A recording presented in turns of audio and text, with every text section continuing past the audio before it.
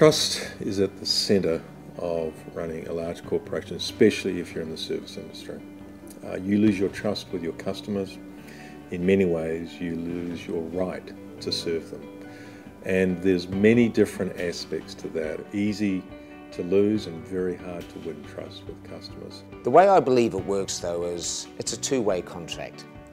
Obviously, if we're in a market, we do want returns, but we need to provide something major to that society and that economy. To be clear about our long-term objectives, to be consistent in the way we describe those, and to behave in ways that show that we are genuine about the interests of the industry overall, and that creates prosperity for all participants rather than just being excessively focused on our own self-interest.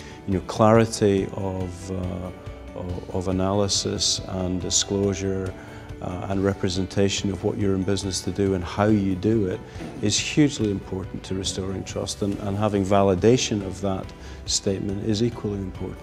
Within the context of a business that is growing, we can also impact civil society, we can also impact stakeholders and employees and so on. And by doing that in an environment which is driven by a sustainable outcome and putting that at the core of your business, you will continue to see very profitable growth in the years to come. We can't just look at shareholder returns anymore.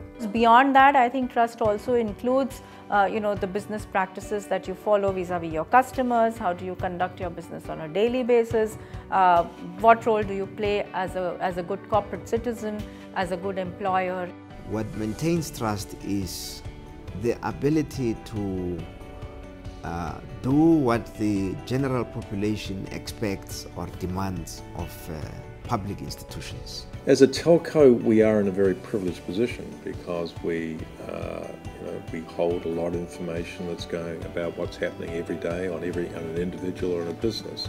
So even more so for a telco, we need to be trustworthy, and that means making good judgments about what information, how we manage information, what information we use. I think one of the good things to come out of the restructuring of economies that's taken place post the financial crisis is that people have focused not just on volume but on quality, and I think if we can get better quality growth, more sustainable growth, it will be better for economies in the long run. And if we can do that, if we have that contract I guess with the people and society and the government, and we can make reasonable returns out of it, that's got to be good for all parties.